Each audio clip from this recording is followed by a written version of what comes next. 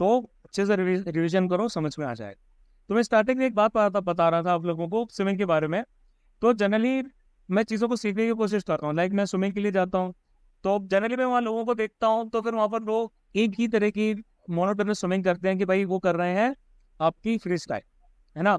कल मैंने changing room में 2 लोग थे, उनकी बातें सुनी, तो उन्होंने कहा यार मैं पानी में रह रह के थक गया हूँ, मैं पानी में रह रह के थक गया हूँ, अब मुझसे पानी में और ज़्यादा नहीं रहा जाता, मैं स्विमिंग बंद कर रहा हूँ। और उस बंदे की जो मैंने स्विमिंग देखी थी वो पूरी फ्री स्टाइल ही थी, बस सिंपल आपकी जो फ्री स्टाइल स्विमिंग रहती है वही करना था। अब जब तक आप किसी भी चीज़ में वेरिएशन लेके नहीं आओगे तब तक क्या रहेगा, तब तक वो चीज़ आपके लिए मोनोटोनस रहेगी, है ना। सेम चीज़ पढ़ाई में है, पढ़ाई में भी अगर आप वेरिएशन लेके नहीं आओगे, अपनी स्ट्रेटेजीज को इम्प्रोवाइज नहीं करोगे, तब तक आपको क्या रहेगा, मोनोटोनस लगेगा। अब मैं क्या करता हूँ, स्टार्टिंग में किया, स्टार्टिंग में मैं गया, मैंने फ्री स्टाइल किया, 2-3 लैप्स फ्री स्टाइल के किए। अब फ्री स्टाइल में भी लोग जनरली क्या करते हैं कि भाई जो आपका मतलब 20-15 मीटर का जो आपका पूरा का पूरा लैप रहता है, वहां पर आपका प्लेटफॉर्म बना रहता है जिसको लोग पकड़ के खड़े हो जाते हैं, 7-8 फीट की वहां पर डेप्थ रहती है। वहां पर जब खड़े हो जाते हैं तो मतलब एक लैप आपने लगाया और आपने वहां पर रेस्ट करने लगे, है ना। फिर आपने 1-2 मिनट रेस्ट किया, फिर आपने दूसरा मतलब लैप को टर्न किया। तो जनरली पहला काम तो ये लोग करते हैं।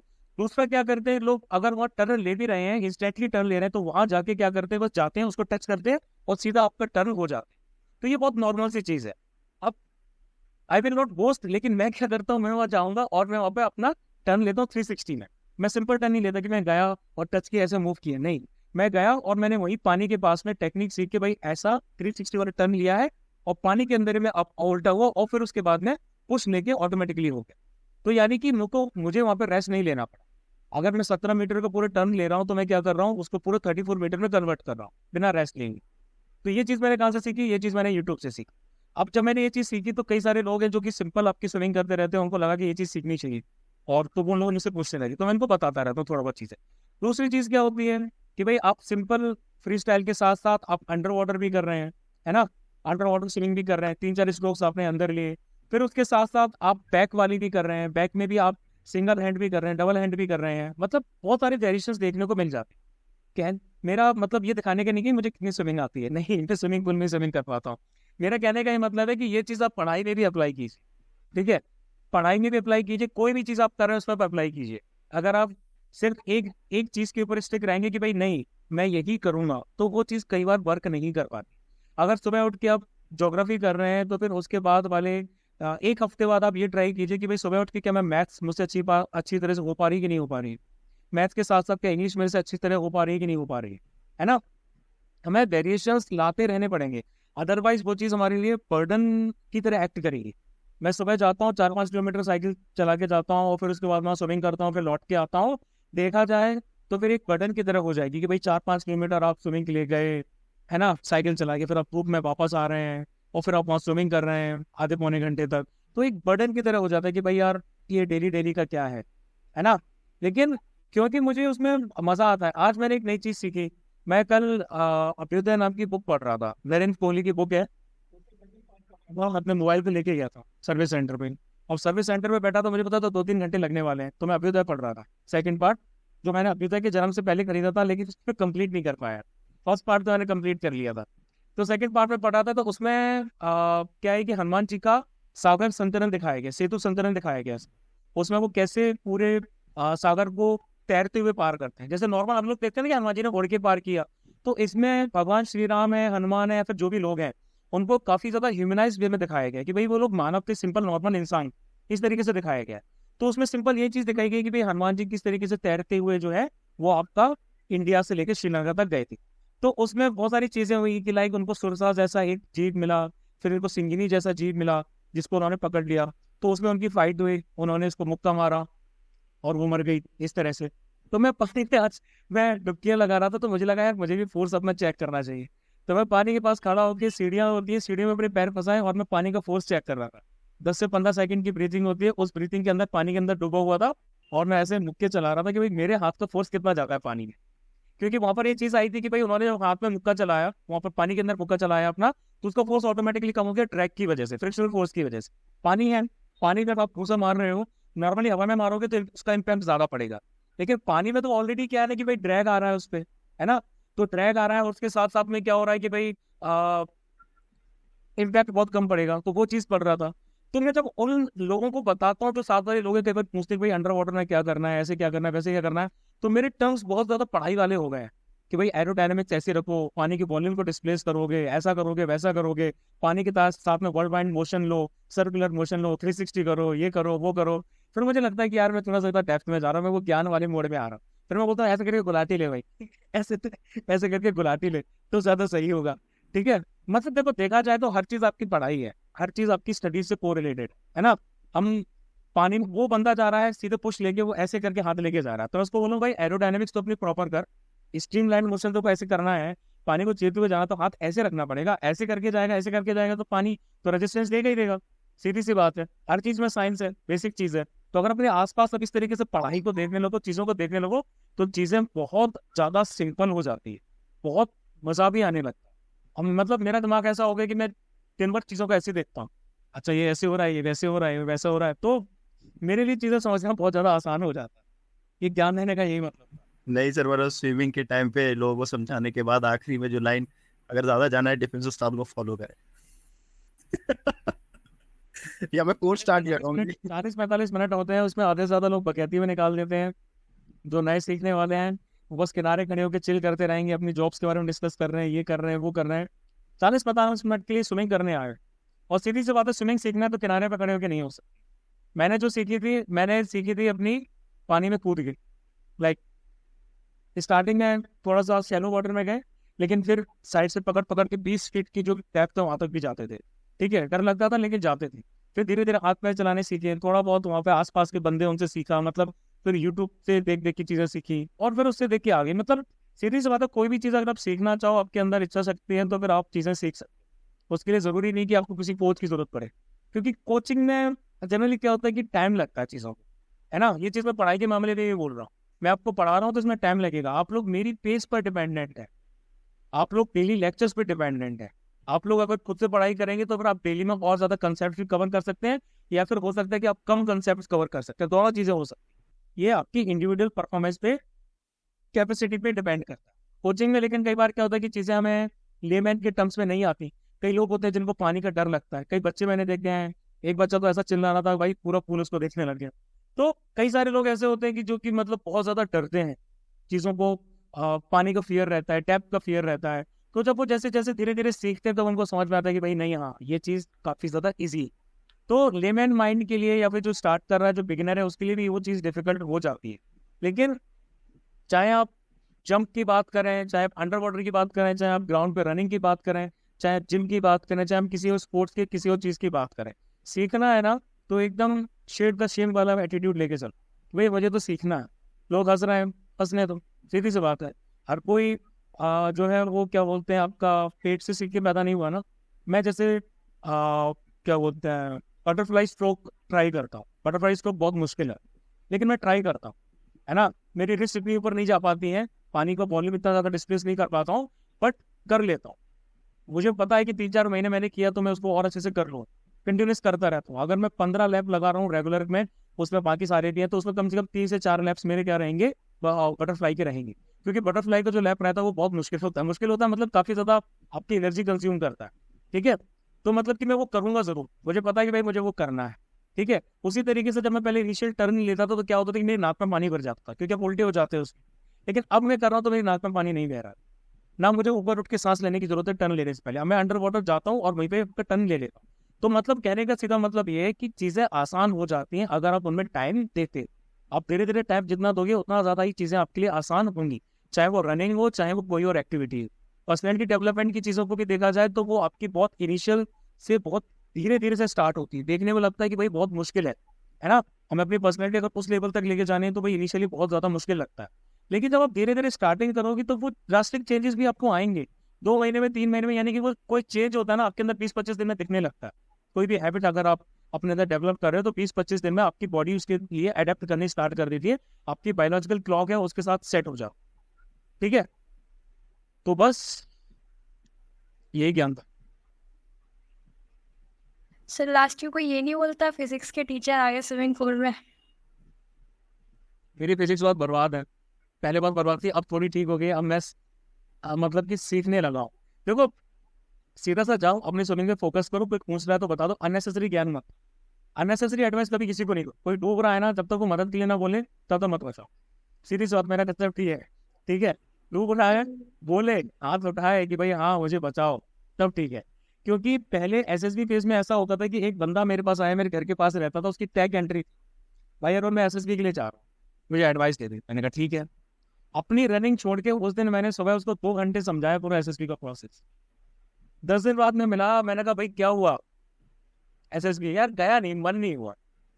मन तो आया जूता उतार के मारूं कि भाई तुझे 2 घंटे समझाया, तुझे बेनिफिट भी बताया कि तुझे टीए भी मिलेगा, तुझे सब कुछ मिलेगा, और तू है कि गया नहीं, ठीक है। तो वो जो फ्री वाली एडवाइस है, अननेसेसरी वाली एडवाइस है, वो देना बंद कर दिया टोटली, ठीक है। तुम डूब रहे हो, तुम मर रहे हो, मुझे फर्क नहीं पड़ेगा जब तक तुम हेल्प के लिए नहीं बोलो। तुम कुछ भी करो, तुम्हें मुझसे आके बोलना पड़ेगा, और लिटरली इस चीज को फॉलो करो। लोग आपसे आके पूछें तब जाके आप उसको बताओ। अननेसेसरी एडवाइस तभी दो जब आपका इंस्टाग्राम या यूट्यूब पे चैनल हो, तब आपको उसको ग्रो करना, ठीक है। तब आप एडवाइस दो, क्योंकि उसको लोग सुनना चाहते हैं, सुनेंगे जो भी है। लेकिन कोई कितना भी स्ट्रगल कर रहा हो, उसको मजाक मत बताओ। हो सकता है कि आपकी एडवाइस लेने के मूड में हो सकता है नहीं हो, क्यों जाके बताओ, है ना। उसको जरूरत होगी तो आपसे डायरेक्टली आके मांगेगा। देखो इतना हम्बल आपको होना पड़ेगा, अगर आपको किसी की हेल्प चाहिए तो आपको उतना हम्बल होना पड़ेगा, यानी कि you will have to learn to ask from people.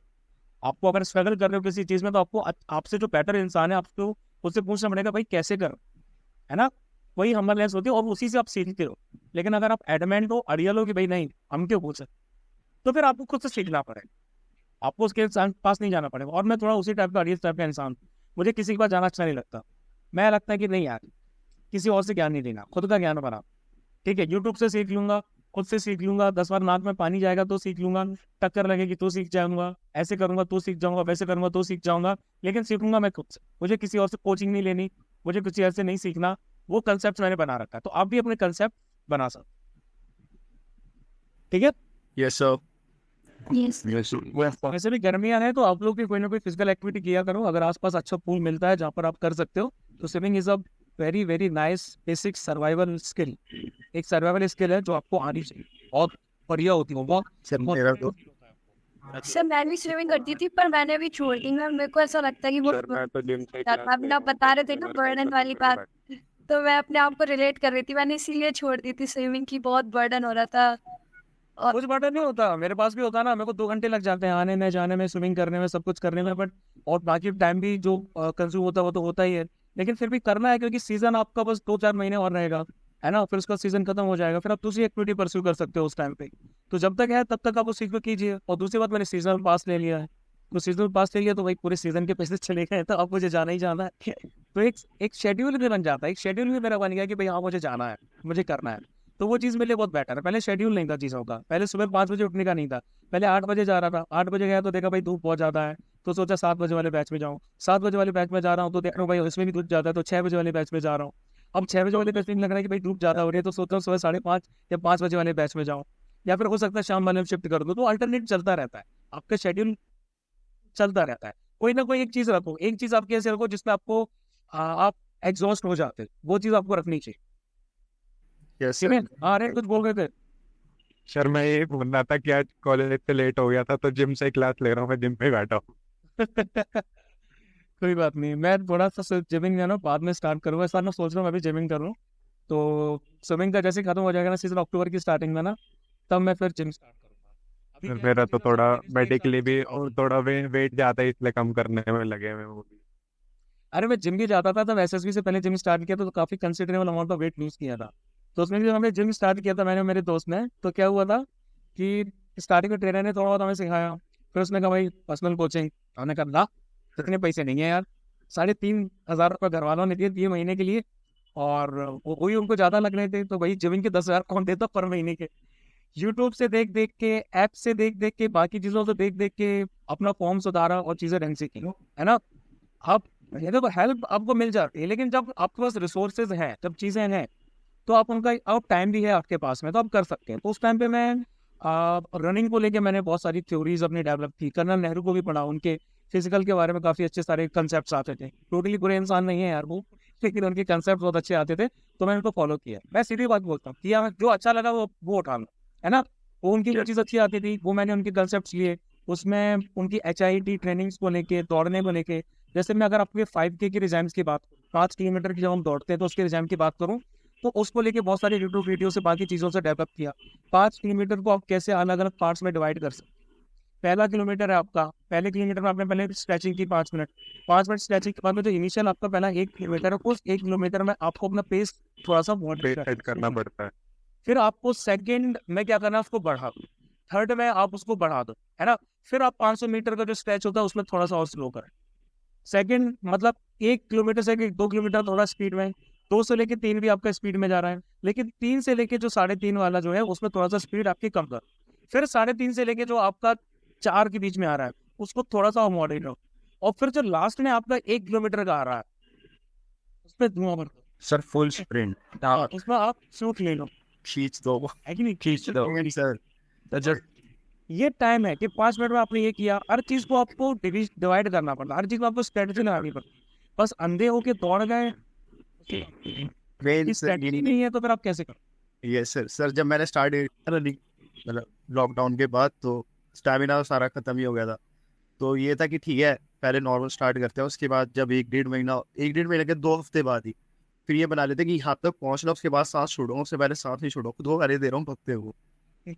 हाँ सर सही में। फिर सेक्टर 12 है यहाँ पे, तो स्पोर्ट्स कॉम्प्लेक्स है, वहाँ पे ट्रैक बना हुआ है, तो वहाँ पे रनिंग करना स्टार्ट किया ना। तो अभी सबसे पहला राउंड एकदम नॉर्मल जंपिंग के साथ में, उसके बाद सेकंड राउंड थोड़ा स्पीड में, तीसरा राउंड थोड़ा और स्पीड में, चौथे राउंड पे रुक गया, थोड़ा कम कर ली स्पीड, 5वें राउंड पे लगातार 2 रैप जो निकालते थे ना, बाद में मतलब खुशी भी आती थी। फिर मतलब ये पेड़ पकड़े वही जब एसएसबी का टाइम था तो उस टाइम पे मेरा फिजिकल रिजम इतना बढ़िया था कि देखने में भले लगता था भाई बंदा चबीसा है, लेकिन अंदर से स्टेमिना इतना ज्यादा डेवलप हो गया था। लाइक मुझे क्रॉस क्वेश्चन करा था सेकंड एसएसबी में आई हूँ, दौड़ते हो तुम, मुझे ऐसे बोला, ऐसे देख के बोला दौड़ते हो, मैंने कहा दौड़ता हूँ, तो लग तो नहीं रहा है, मैंने कहा सर खाता बहुत ज्यादा तो पूरा बैलेंस हो जाता है, वेट कम नहीं होता इस वजह से, क्योंकि जब दौड़ता हूँ तो भूख भी भयंकर लगती है। मैंने कहा घोड़े जैसी डाइट है मेरी, ठीक है, बहुत दवा की खाता हूँ मैं, तो इसीलिए वेट कम नहीं होता, लेकिन स्टेमिना बहुत तगड़ा है। बोलता कितने आयु की, मैंने कहा सर 9 किए थे। वो तो 10वां क्यों नहीं कर पाए थे, मैंने कहा सर टाइम आउट हो गया था थोड़ा सा,